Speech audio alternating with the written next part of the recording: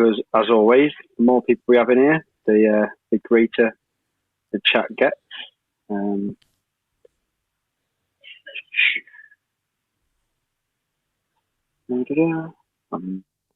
moderator. The more people we have in here, the greater the chat gets.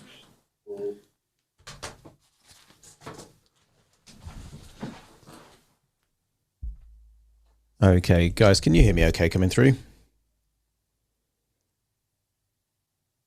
Yeah, I can hear you fine there. Perfect. Okay, so for the purpose of you, Andrew, in the room at the moment, we are recording this for YouTube as well. And today we're going to be talking about convincers. Are convincers necessary in the world of hypnosis? Is that what makes hypnosis different from regular therapy? So today we're going to be having a convincing conversation all about convincers. But just to kind of recap, I guess, on how we're all doing. Graham, how was your week?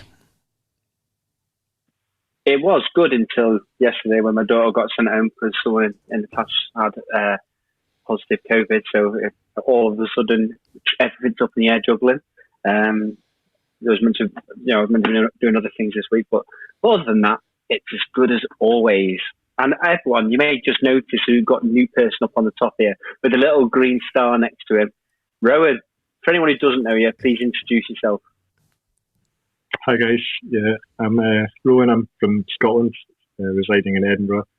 So I've been doing hypnosis now for 9 years, on and off. Initially alongside my main job, which was in finance, and now full time. So yeah, glad to be part of the team. It's fantastic to have you up here, Rowan. You are an encyclopedia of hypnotic knowledge, so good to have your input as a regular panelist up here.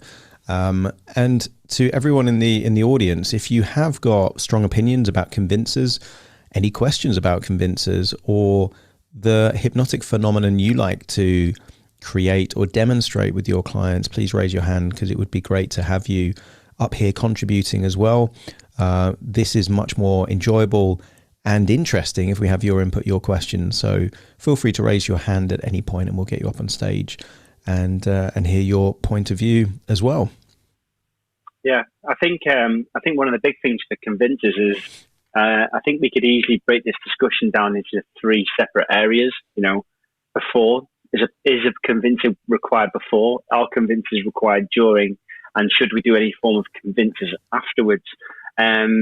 Obviously, taking that question of does someone need convincing about whether they're in hypnosis or anything as well? I think it can be very, very important to, but I think it can also be quite just as important not to as well. You don't always need to achieve that. One of my big subjects that I bring around every single week on here is about rapport. I believe if you have rapport, you already have a convincer without even knowing that there's something there. And the rapport can just simply be telling someone something or how you're going to work with them, which in turn will give them that message that you are the right person to be working with at that time. Have either of you two got anything on that, Rowan? Have you got anything on that? Or? Yeah, I think I'd agree with you there. I think if you've got that rapport, and as long as you speak to the client and ask them, if they have experienced hypnosis before as well, is I think a really big one, just to find out whether they've already had any experience with it, and if they have any sort of preconceptions or misconceptions about what hypnosis would be before we go into a sort of clinical hypnosis session.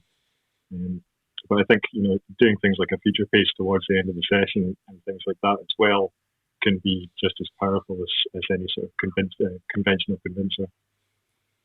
Yeah, I agree. The mind is a very powerful place, and it can create as much convincing as it needs to. I think any idiomotor responses that the client's going through at the time can give you that indication as to whether they're experiencing that sort of thing, and whether or not you not necessarily there's a convincer, but the classic saying of "that's right," telling them that they're going somewhere correctly, again could be enough of a convincer. Now, obviously, this kind of partially answers our question as to whether we need convincers.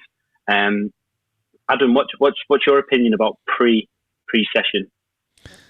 Pre-session, one of the things I get asked a lot before a client will work with me is, can I be hypnotized? So I need to give them almost a little taster of kind of what I consider a hypnotic experience. So I'll ask the question. I'll say, do you remember where you lived when you were 10 years old? And of course, everyone remembers where they lived. So I say, how many rooms were in that house? And I know it doesn't matter if they're in front of me or over the phone.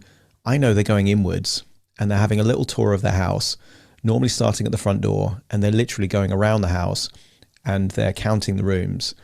And then they'll say something like, 7 or 8 or whatever. Or sometimes they'll clarify. They'll say, do you mean bedrooms? And I say, no, every room. And sometimes I'll use windows.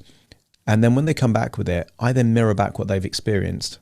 And I said, well, correct me if I'm wrong here, but did you just have a little tour of your home that you used to live in when you were 10 years old? And you went around and it was full color and you were seeing things through your own eyes. And they're a little bit kind of amazed by that, because I've entered their mind at that point. And not only that, I say, well, look, if you've heard of something called regression, you regress back to the home you lived in when you were 10 years old, and you were able to accurately remember things that you'd long forgotten. And I didn't do a hypnotic trance. I just asked you a question. So if you can do that just on the back of a question, imagine what you could do if we really went into hypnosis. And that's a bit of a convincer, because they're then convincing themselves that they've experienced an element of hypnosis without me even trying. So what could we do in the actual session itself? So for me, definitely, I think it's not only a useful thing to give them a taste of this kind of special experience, which is why I think people want to see a hypnotist, but it's also a rapport builder. If you can read their mind effectively through, the only thinking strategy. And I've met 2 people that kind of thought of it as a floor plan, and they're seeing architectural drawings of their kind of thing. But that's rare. Most people go into the home and have a little tour of it in the first person. So if you can read minds, then that builds rapport. And then you're halfway there. And for me, that definitely increases the conversion rate of taking a client that's kind of fishing for information to someone that trusts you enough to want to work with you. Welcome to the stage, Steve. Hi there. How you doing? All right? Very good. Very good. How can we help? Good stuff. Yeah, good, thanks. No, I'm just picking up on what you're saying there about putting convincers in right at the start. I find Jason Linnett's excellent approach, his hypnotic primers approach, is really, really good. I just do magnetic fingers with them, and then I sort of bind their fingers with magnetic with hypnotic thread, try to get them to open their fingers. And this is before we go into proper hypnosis, and that just gives them an idea, and it's fascination, really, isn't it? It's just taking them in and out of that state. And then what I tend to do is I use Carl Smith's kinetic shift, which has kind of got convincers built into it, because once you've gone through the process, you then ask them what they've noticed. And they are amazed at that point. And they say, oh, this came up and that came up. And I remember this from years and years ago. So they're convincing themselves. And I think that's a good alternative way to do it, rather than us trying to prove to them, get them to prove it to themselves. Yeah, I completely agree. Obviously, as many people know, I'm a kinetic shift instructor for Carl, and that is definitely one of the advantages of it. Is in a way of how you can utilize not necessarily hypnosis, but an open hypnotic trance, in a way their eyes are completely open. You're just working with the person, and then from it, just that simple question of where it was before, where isn't it now? A little bit of a confusing NLP question, but when they can't find it, they drop the ball and go, and it really opens them up to the rest of the session. So yeah, I completely agree with what you're saying there, Steve. And what was so with Jason? You say it was just magnetic fingers, and then you using some sort of thread just to keep them shut, like the classic school ground sort of trick, if some people did it. Yeah, that's right. I get them to try to open their fingers, and they can't. That brings them out in a bit of laughter. And then I explain to them, I said, well, look, this isn't really hypnosis, and I just explained to them, I gave you some simple instructions. You decided to follow them, and in return for that, you got an interesting effect. Now, this isn't proper hypnosis. Of course it is. They don't realise that at that point. just imagine what we can do when we go into the proper hypnosis in a moment. So there's a presupposition built into there as well. And it's just getting them to convince themselves. I find that's more effective than me dropping hints or suggestions there's going to be time distortion or something like that. Yeah, absolutely. I completely agree with you there. And obviously this comes quite early into the whole conversation of how much we need it. Now, Steve, have you ever used it when you haven't used a hypnotic convincer but still have just a good session? Yes, yeah. I mean, sort of doing impromptu hypnosis and that sort of thing. I've done it in pubs and nightclubs and that sort of thing. You don't really get the opportunity there to do that. And when people are in a public forum, if you've got the right people, they're much more willing to play along with it. And again, they're sort of not just convincing themselves, and they're almost like trying to put on a show for other people. And that, I find, takes them even further into it, because they're sort of selling the idea, they're playing along with it. And that's all they're doing. That's all we do when we're in hypnosis. We just suspend our disbelief and go with another mindset for a while. Yeah, I completely agree with that. Yeah. Rowan or Adam, you got anything to add? Yeah, I mean, for me, the ultimate convincer of hypnosis is that you resolve the issue or create the outcome that they want, and for me, prior to COVID, when I would do monthly workshops with, 20 arachnophobes, there'd be two key ways in which I would use the convincers. One, I would use that line of, one of the clues that you've been in hypnosis is that you experience time distortion. And the reason that I did that is that I noticed that when I do group hypnosis, there was more likely to be time distortion than if it was one-on-one. So when you've got a group of 20 people, typically that they alter a kind of a different state in a way. And then I would just casually throw that line in, of, one of the clues that you've been in hypnosis is that time feels either longer or shorter than it actually is. And then after I did this kind of hypnosis session, which had deepeners built into it, so it was quite a long session, normally about 40 minutes, and then bring them out and say, any ideas how that would be? And I'd almost treat it like an auction. Some would say 10 minutes. I say, any higher, any lower than 10 minutes? That was about 15 minutes. 15 minutes. Okay. Any other thoughts? I'm getting the consensus from the room and getting them to agree verbally that it was around 15, 20 minutes. And I'll say, look, check your watch. And quite often I record my sessions as well. So I could actually show someone in the audience that it was genuinely around 40 minutes.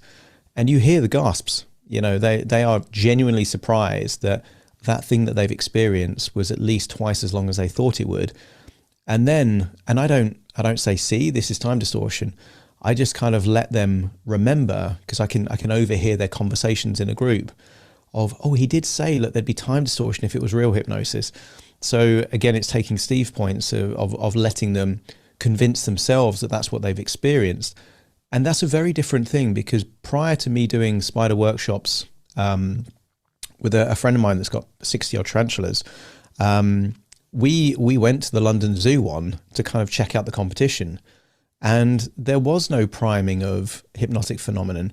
And myself and 20 odd other people, when we were walking from this auditorium towards the spider area of London Zoo, the general consensus was, it didn't really feel like hypnosis. It was like, just felt like relaxation, felt like 15 minutes. So for me, it is important to have these convincers in there, because otherwise they can disregard, even like very powerful suggestions can be disregarded, because they're trying to figure out, have they been hypnotized or not? And if they arrive at the conclusion that they haven't been hypnotized, then automatically the suggestions are going to be less effective than if they evaluate themselves that they have been hypnotized, because there's phenomenon to back it up. So that's one way in which I would use convincers as part of the therapeutic process. The second thing is, at the end of these workshops, we would want people to actually hold a tarantula or hold a house spider or capture and release one. So for me, what I had to do is to say, well, look, we could just do hypnosis here. We could just do all these techniques, and we could make all of the changes necessary so you no longer fear spiders. But if you just went home and it was 3 or 4 weeks until you see a spider again, you're going to be questioning whether or not the fear is really gone. You'll be constantly asking yourself, has it worked? And that's why it's not necessary, but it's really useful for you to actually have an immersive experience with a spider so that you can go away and that's your convincer. And I tell them it's a convincer strategy. I'll say, if you've held a tarantula and you've done something that your friends aren't willing to do, and they're not even afraid of spiders, and you've been terrified of spiders your whole life, that won't just convince you, that will convince everyone around you that this has now changed. And I'm also future pacing. This isn't even in the hypnosis. I'll say, and when you take that picture and post it on social media, and then a year later when it comes up on your timeline, that's when you'll really realize this fear has been gone for a while, because you'll realize that you don't think about things in the same way that you used to. So for me, I want them to actually go through the immersive experience, and that becomes the convincer strategy. Because if you can hold a tarantula, if you spent a lifetime being afraid of spiders, that's fairly convincing, you know, and it isn't necessary, but it is really useful to give them evidence that a change has taken place. So although I would completely agree with what everyone said, convincers aren't necessary, they're so useful that why wouldn't you use them? And also it gives the clients a different experience. It takes what could be a fairly dry workshop and turns it into a magical, life-changing experience. And that's what you want. You want there to be a line in the sand where they've changed after that point. So for me, convincers are just that's the exciting bit of what makes hypnosis in many ways. So I'll let you go on, Rowan, first. Go on. I was just going to go off the back of that and say, you know, I used to just do that time distortion thing as well. Towards the end of the session, you know, I would ask them how long they thought it would be, and I found that to be, you know, really invaluable as far as sort of convincing the client that they had experienced some sort of shift with hypnosis. In the future pace, you're doing obviously in person rather than just in their mind. But I think that, you know, since learning the Swan and also starting to get more confidence within using those hypnotic tests and things like that before the session in that initial consultation, it does something which you seem to be doing here as well, which is creating this sort of once in a lifetime experience for them. And I think that in itself really creates a powerful convincer that something different's happened here, something strange has happened here. And that means it will stick in their minds, both in the conscious and the unconscious, really, really well.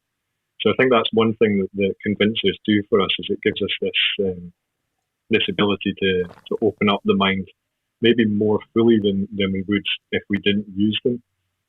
Totally agree. And I think, you know, we talk about beliefs like they're, you know, sometimes this kind of esoteric, you know, intangible thing, but, you know, a lot of beliefs come from experience. Most of them do, in fact. So the element of self-efficacy, that you build a belief based on what you've actually done, is such a crucial thing. So if you get people doing something that they don't think they could do, that could be speaking in public, that could be, you know, kind of, you know, picking up a spider, it could be seeing, you know, being close to a bird if they've had a fear of birds. Because they've done it, they've then got a memory, and that memory represents evidence of a new belief that they can do the thing that they thought they couldn't do. And I think, you know, these are such powerful things that if you can get people doing the very thing that they thought they couldn't do, what's more convincing than that? Yeah, absolutely. Go on, Steve. Go on, jump.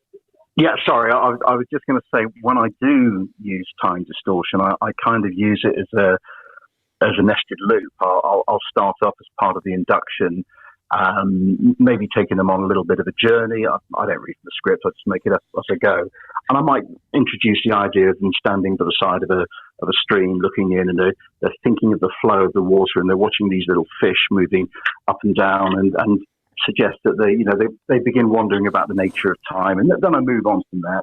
And then towards the end, I use a line I picked up from Freddie Jacquin, and it goes something along the lines of, and what seemed like what was a long time seemed like a short time, and what was a short time actually can turn out to be far, far longer, or something like that. I forget how it goes now. And that kind of zips up the fly, if you like, at the end, so it forms it into a nested loop. And I find that works quite well for time distortion. I think that that quote, actually, that line's from hypnotherapy scripts and Neil Erickson approach to mind persuasive healing. They've got a complete trans-termination that does all that time distortion stuff within it. So it's an interesting little trans-termination procedure to work with and have a decent look at.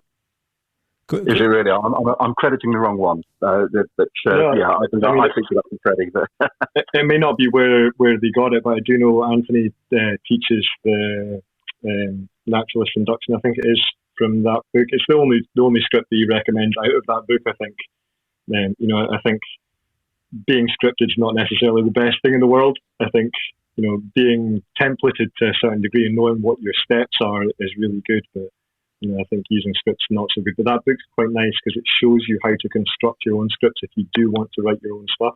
So if you want to write your own metaphors and things like that, it's quite a good book for that. See, we said he was a walking library, didn't we?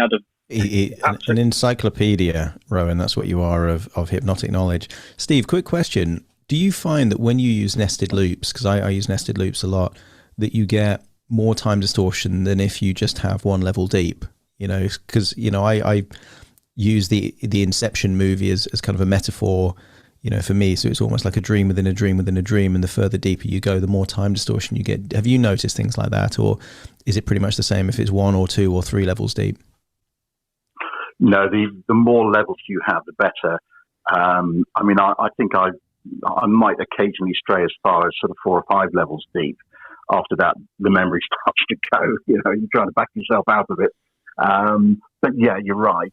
I definitely do notice it has a more pronounced effect on time distortion when you go those extra levels into it. Yeah.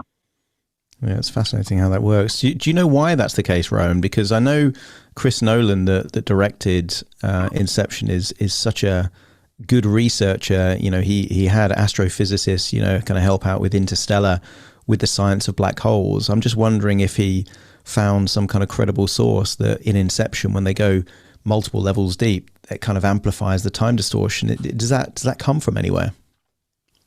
I use something that I coined called mind folds, and you see this in TV shows and things like that as well. There's this time distortion happens if you repeat the same thing, and I initially got the idea for using this from Derren Brown's book. It's one of his magic books.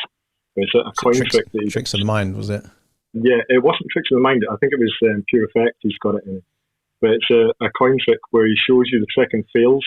And then later on, he shows you the trick and succeeds with it. And the mind creates this fold where it thinks the 2 experiences have been one experience. So I use a specific phrase or a specific deepener or something like that to go through what I'm working with. And I'll also sometimes repeat some of the start of it again at the end. But it doesn't necessarily have to be opening loops. It's just repeating information that you've heard before causes the mind to do this sort of fold thing, which seems to be just as effective as doing nested loops or nested quotes or things like that. Almost like a glitch in the Matrix where you kind of see the cat going across twice. It's kind of what's happened there.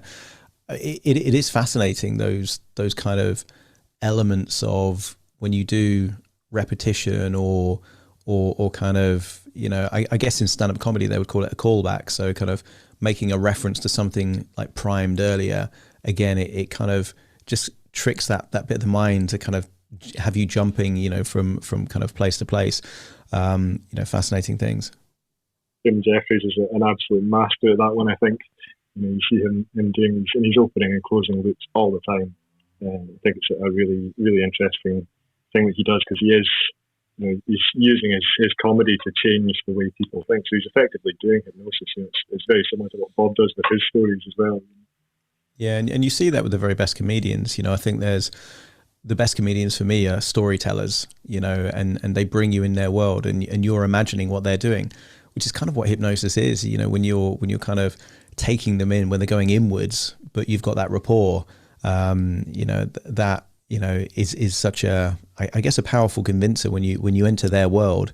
For anyone in the audience, do you use convincers? We've talked about magnetic fingers. We've talked about time distortion. Are there any convincers that you find really effective?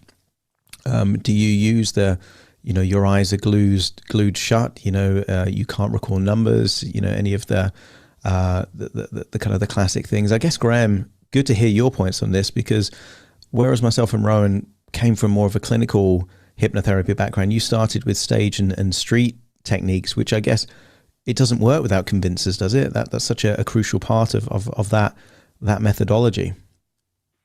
Well, one of the parts of this really does come back to the fact that I spent 4 years trying to learn hypnosis from watching DVDs and reading books. I have been through every single convincer you could think of, and I've failed many, many times because the convincer never allowed it to go any further, partially because of my confidence, and partially just because someone could have, let's say I was doing an arm lock or something, I may have done something wrong and someone just bent their arm, or whichever it may be. I've done, finger locks when you put it with the head and stuff and you can't pull them apart, but again, they just question it. And so there's many things with convincers that can work, absolutely, but I think it all has to be set up in a certain way, in a logical method. And the reason I say that is because my magic background says to me that if it's logical and it works, if it's logical and set out logically, then the person's going to take it logically and therefore it will succeed. Very much like a magic trick. I'm not going to make something disappear before they've even picked the card, because then there's multiple factors which need to be in place correctly. So with convincers, absolutely they're required, but in certain different ways. So let's say, for example, I should have thought about this bit before I started saying, for example, but when we've all used a very simple convincer of when you're driving down the motorway and you forget the last 7 junctions, and then your body snaps in that last second and says it's here, but you can't remember anything else. Obviously, that gets them thinking. A lot of people don't like that whole metaphor of the driving down the motorway, but it works as a convincer to make someone realise that the brain can do something different. I've mentioned here before many times that I like to do an induction before I've even done an induction. So I tell people that I'm going to just do some sort of a tester, or this is for the street sort of stuff. I tell them I'm going to do a tester. I do a hip magnetic fingers, but I just tell them at the end of it that they're going to close their eyes and relax. And I do a little bit of hypnotic language and tell them at the end of it they're going to respond to. I do what's known as the super suggestion by Anthony Jacquin. And from this point forward, anything I say you can see. Anything I say you can hear, and anything I say you can feel. When you're ready, give me a nod, 1, 2, right away. And then I'll go into my induction. Oh, wow, how did that feel? Let's go into induction, and I'll use some sort of shock induction, such as confusion or whatever it may be. So on multiple levels, absolutely a convincer has to be used for stage and street hypnosis, because at the end of the day, you're trying to get someone to trust you in a matter of minutes. When it comes to, in my personal opinion, when it comes to clinical or hypnotherapy, whatever your terminology is, you don't necessarily need convincers. You may want to use things during the session just to be able to convince something. And one of my main ones is when I do, I like to do like a cleanse of the brain first, mental detox, whatever you may know it as, which finishes with a simple sentence of, once you finish clearing X, Y, Z, I want you to just allow yourself to allow your eyes to become unlocked, like you've turned off the magnets. And what you'll see, and I know not everyone can see this here, but it'll be on the YouTube record later, is you can actually see their eyebrows trying to move, with their eyes closed, until eventually their eyes become unlocked. Now, I'm not aiming for it to be a convincer, but once it's finished, I say, oh, that must have felt strange, didn't it? I'm like, oh yeah, but it just literally seals that deal to the factor of that something magical just happened, and you really have allowed your brain to declutter itself, and now we're ready to go into the full sort of hypnosis thing. Because once they do open their eyes, I also finish it with, you may notice how the room feels a lot bigger at the moment. We've all done it when you open the eyes in the morning and your full eyesight's completely open. Your peripheral vision, you can see everything until your eyes refocus again. And it's very much the same when you come out of hypnosis. You can see everything, and eventually you come back down to it. So just by saying you may see everything, that's just because you're in hypnosis. Just look at my finger, just take a nice deep breath in and just sleep. go back deeper down, take yourself back there, because it feels amazing, doesn't it? And so on and so forth. One of the things with that is never ever allow a convincer to fail. They may fail in our world, but the client, subject, whatever you want to call it at this point, doesn't know that, because you may be trying to do an arm bar. If the arm bends, just say, oh, that's very interesting. Just push your hand down on here and learn to go fluid onto the next step, because they don't know what to expect. I remember going on a training course once, and it was a hypnosis course, but we never actually did much hypnosis. It was very, very sort of script based. I was already doing my street thing, so I started hypnotizing. People go, how on earth did you, I know it never worked, but how did you manage to go? I just did it. That's what I did. I just went on to the next bit. There's no answer to it. I went on to the next bit. So don't stop yourself.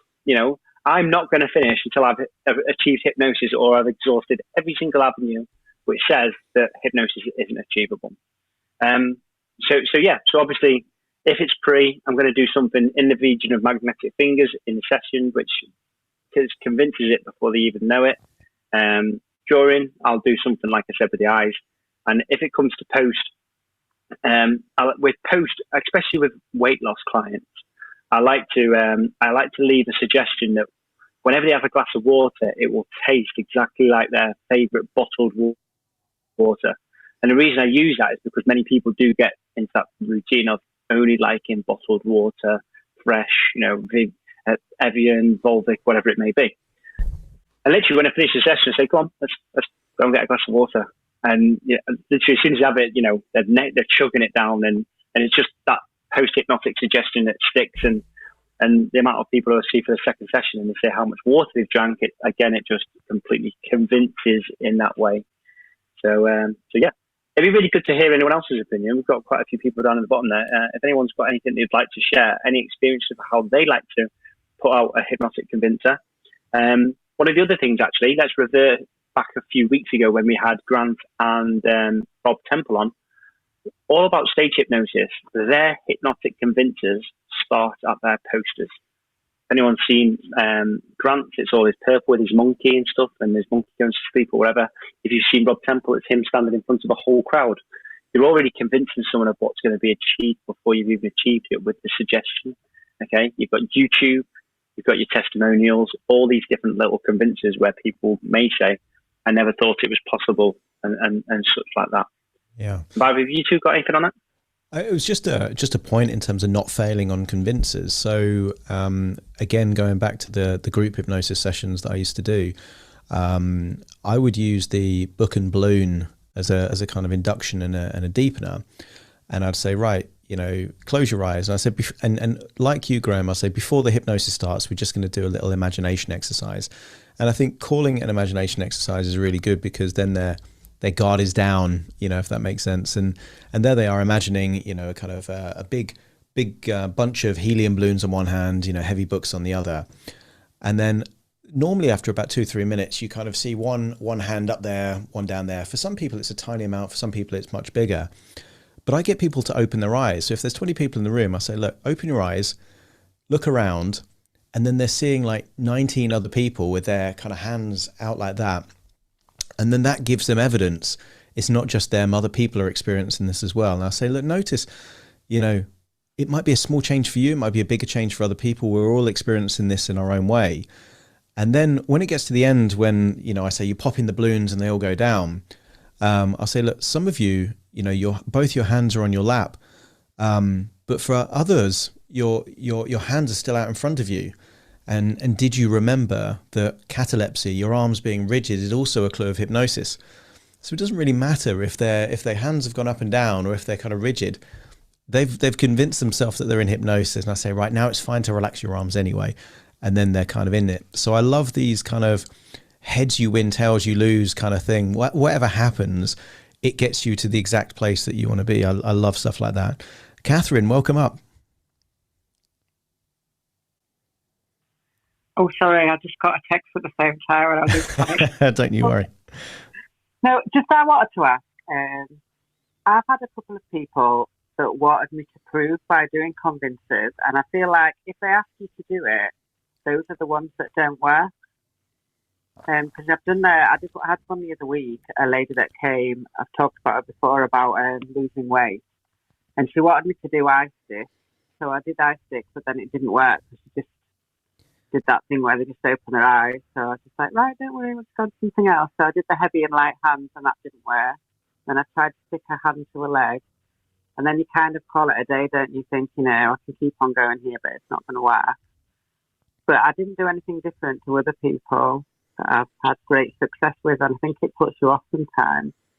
I feel like if you use convincers when they don't ask you, then it's helpful. But if somebody's asking you to prove they're already, there's already a problem there, isn't there? Yeah, I think some people love the significance of that they're the ones that can't be hypnotized.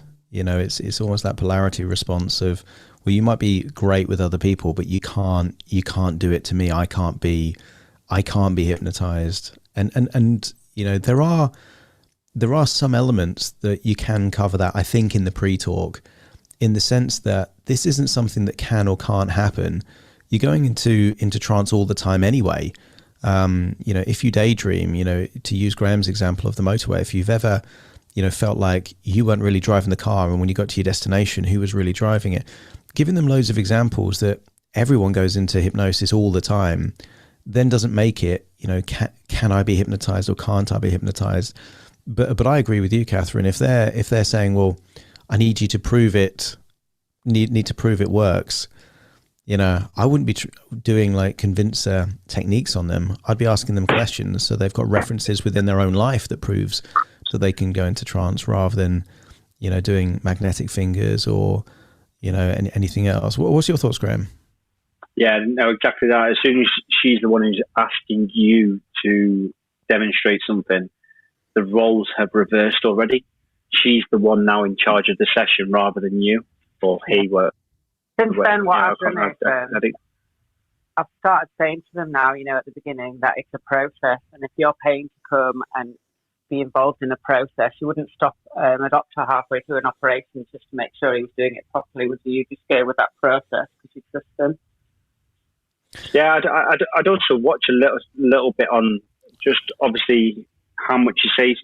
If someone's coming, obviously that exactly like what Rowan said before, the typical question of have you experienced hypnosis before, that can be a very, because clearly that person, if they're saying stick back, close my eyes, stick my hand, whatever they're doing, they already have an experience of hypnosis in one way or another, which I'm guessing would have been a negative, which for me would have actually thrown warning symbols up. So what I would have typically gone to is, right, I want you to just close your eyes. I want you to imagine a time where you remember that person you love coming up to you and giving you a big cuddle. I want you to feel their arms around your back. I want you to feel their breath on your shoulder. I want you to think about what you may have said to them in their ear, or maybe how that deep breath went. Can you feel that? And as soon as you say yes, just say, open your eyes. Where's that person? And that little bit of subtlety of something that exactly what Adam said before, they've gone inwards, but not only have they gone inwards, they would have felt something, because they would have experienced that whole hugging, next level sort of something. So what you're actually doing is you're achieving what they're asking without doing what they're asking. Does that make sense, Catherine? Yeah, well, just to say that I did actually hypnotise her. I hypnotised her first when she came in, and then halfway through the session, she decided she wanted me to prove that she had been hypnotised. So I did talk about, when you watch a film and you realise that 3 hours has passed, that's hypnosis, and driving the car and a few things. But she cancelled the next appointment and then told me that she'd joined Slimming World and lost 5 pounds in a week after it was 2 weeks, and so I just hypnotised her. So evidently, I could see Rowan here chuckling away, because I'm sure he's experienced something. Rowan, you were going to say something just before. Yeah, it's just sort of off the back of what you were both saying there. Anyway, I think one of the things that I do is I'll do an imagination test. So I'll get them to close their eyes and imagine a horse and see if they can see the horse, and then get them to imagine I'm stepping through the screen and putting my hand on the back of their shoulders, and if they can feel the hands on their shoulders, and like roses under their nose, a food they can taste. Then you go through all the different senses and see if they can experience any of those. And that gives you an idea as to what's more close to their conscious awareness in those internal modalities, and also what's not. So it gives you a good convincer that if they can't smell anything or can't taste anything or can't feel things just with their imagination, when you get them into a hypnotic state, that coming in gives them part of that convincer as well.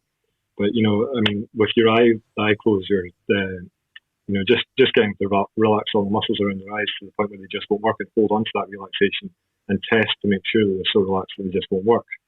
From Dave Ellman's induction. And then if they do open their eyes, you can just go, that's wonderful. You've proven that you can release that relaxation and open your eyes. But just prove to me that you can hold on to that relaxation and test to make sure that they're so relaxed that they just won't work. And using language like that, I think is really beneficial for getting those tests to work and those convincers to work.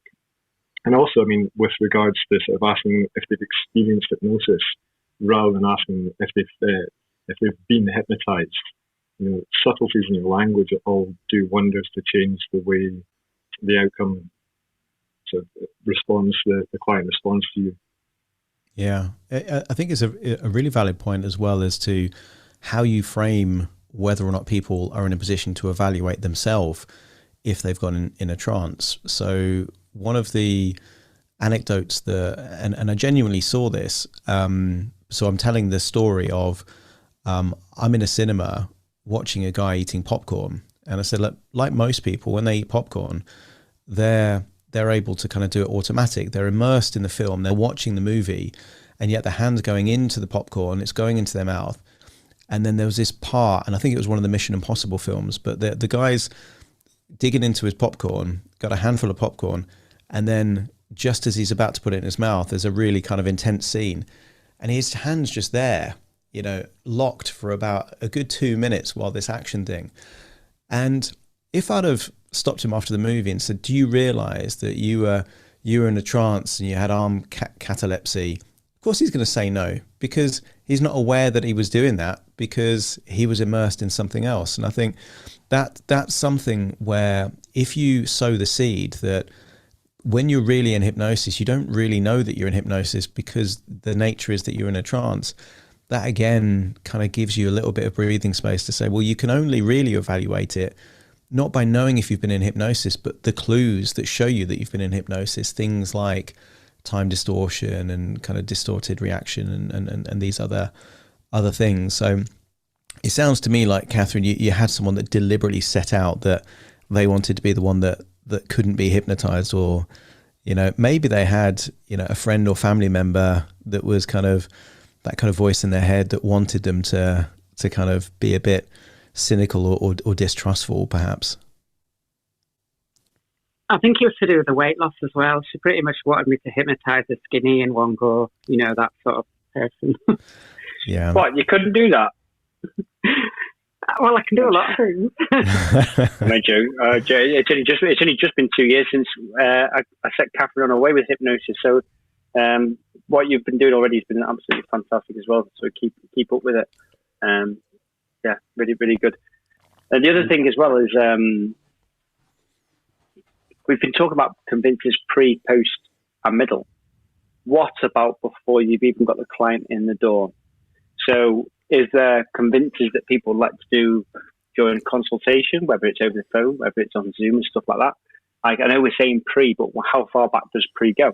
I did briefly mention before for stage stuff, obviously your poster is already indicating of what's going to happen and things like that, or if you've got some sort of intro video and things as well.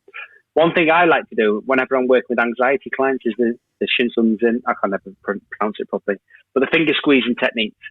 People with anxiety, very quick release, being able to get rid of anxiety quite quickly just by squeezing fingers or panic or whichever one it may be that you need the fingers released. So you can simply do that down the phone just by getting them to, hold the fingers like a gun, being able to squeeze with the opposite hand nice and tightly and change it. And if I was to take a pound for every time someone's booked on just following that little convincer, I'd have about 5 pounds. There we go. it'd be I've done really well from it, because they then know that you've got a better understanding than what people just typically think it is in order to be able to help anxiety and stuff as well. So have anyone up here got an example of what they like to use if someone's phoning them up or on a pre? I always use the swan now, just because if it works, like that convincing of the hand turning and turning back and the finger movements and stuff like that, it shows them instantly there's this other part to their mind. So I think that's a really powerful one, and it's really good for, Bob teaches us there's two bad boys, but it's that sort of resistance. So if people say, I can't be hypnotized, that's great. You wouldn't believe how many times someone says that to me. But seeing as there's no fault in trying, and everything to be gained by seeing if it works, let's give it a try. Which hand is left-handed or right-handed? And put them into the swan and just go for it. So it's wonderful for bars and out in the street and chatting to friends, dinner parties, whatever you want. I know, obviously, Bob has the big saying of SW, SW, SW. For anyone who's not aware, that some will, some won't so well. So, do you have a percentage of people who don't work with the swan at all, Rowan? Do you tend to have high success rate? I think the swan, so far, I've only actually had a couple of people that it didn't work with, at least to some level, because you give them three things are going to happen. Either, crazy as it sounds, your hand's going to move on its own, or your hand's not going to move and you're going to feel it want to move, and that's fine, or it's not going to move and you're not going to feel anything, and that's fine as well. We're just seeing how you work. So I'm going to give you three instructions. First instruction, don't try and help me. Second instruction, don't fight me. Third instruction, just see what happens. So your job's to basically do nothing and just watch and see what happens. And with that reframe, you'll get either idiomotor or idiosensory responses from most people. So you get that convincing energy. Yeah, I'm sure. And for anyone who in the audience who's never worked with the swan, hopefully that gives you a little indication as to the sort of things as to how it works. And I highly recommend reaching out to Bob, or buy his DVD, because he's now got the Swan Speaks as well, where he actually gets a talking voice to react to that sort of thing. Do you know what? I've just noticed we've already been going for 46 minutes. That just shows we've had another great conversation and topic. Now, did it feel like 15 minutes, Graham? Boom, boom, like it. That's what we call a callback. That's a callback. Yeah. Now, obviously, it's something I want to talk in greater depth. As much, and it's obviously, Rowan, we know it's something you brought up before, and I think we're going to do this much more depth before. But as much as we do convincers, is the possibilities of these convincers being broken? Can they be broken by something, or is it that we've got to do so much in order for these convincers to be cemented? What do you mean broken? So let's say, for example, you've just done a session. Someone's seen. Let's go for this one. They've seen the hand come round. It's looked at them. It's talked to them, and whatever it may be, and then they go away, and someone close to them tells them hypnosis is a load of codswobble, and it may break it off from that avenue.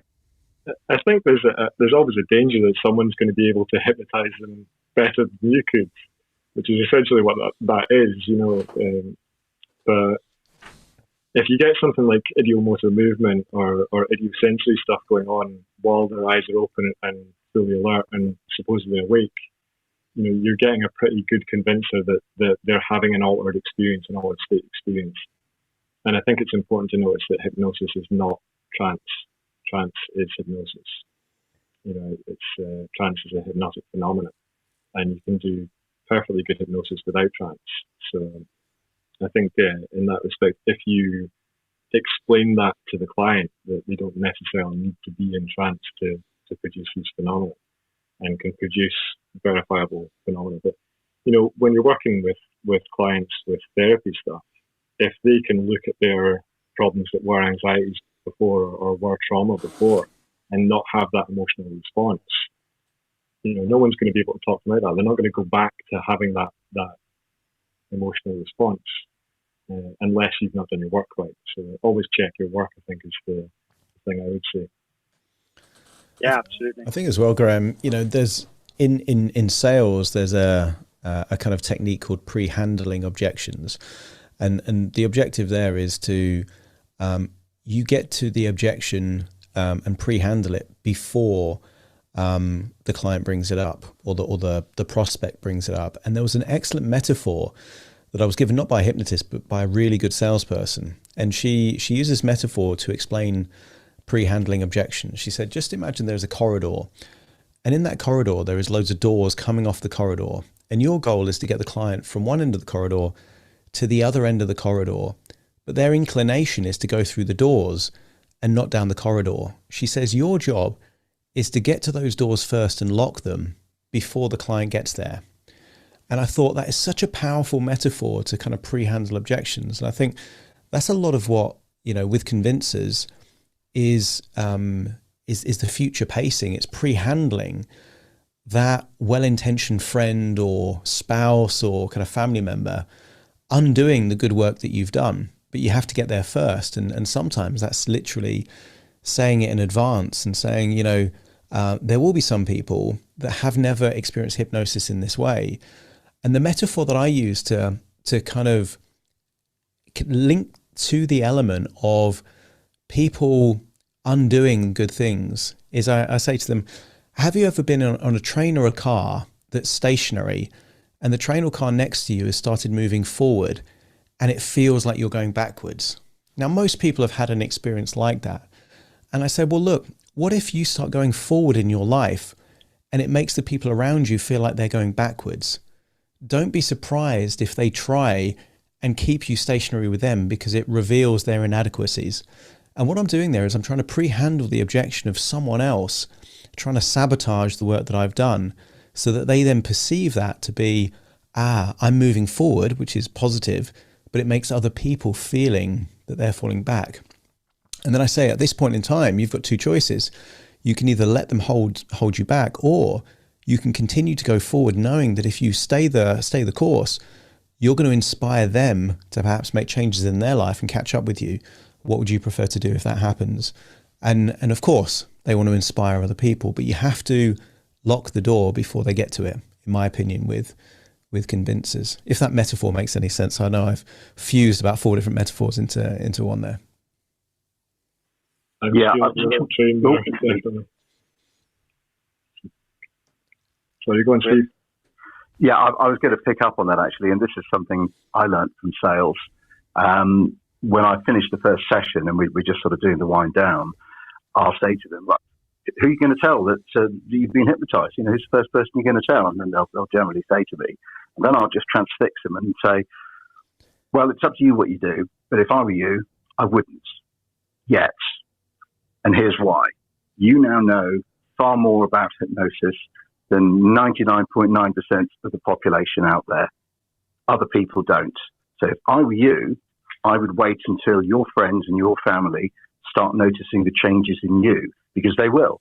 They're going to ask you, what's different? What's happened? You're not smoking anymore. This has happened. You've lost weight, whatever it is. You've joined Weight Watchers, which I think, Catherine, you probably contributed to that, thinking back to your case just there.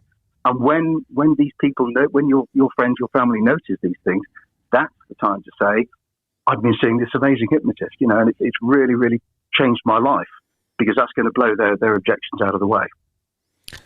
I love that. Yeah. And I do something very similar in the sense that, if you tell them that you're seeing a hypnotist too early, they'll try and make you feel like an idiot for seeing a hypnotist. If you reveal the results and then they ask, how are you getting these results? And then you reveal it. Well, it has a whole different connotation at this point. So don't be surprised if people will try and sabotage your success if you tell them too early. Let them see the results rather than hear what you're planning, I think is a great tactic there. Yeah, I agree. It's really good. I'm blown away by every week just how much information we managed to start getting out of this.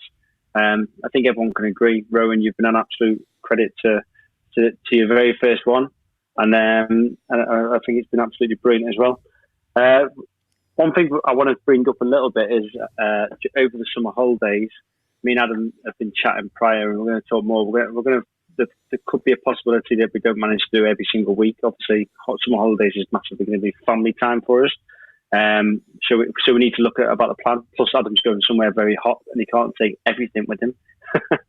But yeah, obviously, I still can't fathom, and I say this every week with Adam offline, I still can't fathom that we've been doing week in, week out of these chats on Clubhouse since March.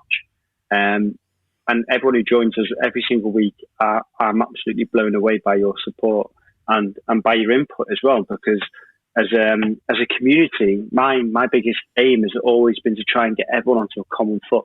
And wherever it can be, just sharing your information and getting something, there should never be any anti-grain on anything with hypnosis. We should all be working at the end goal to help our clients and be able to make a suitable, supportive business as well.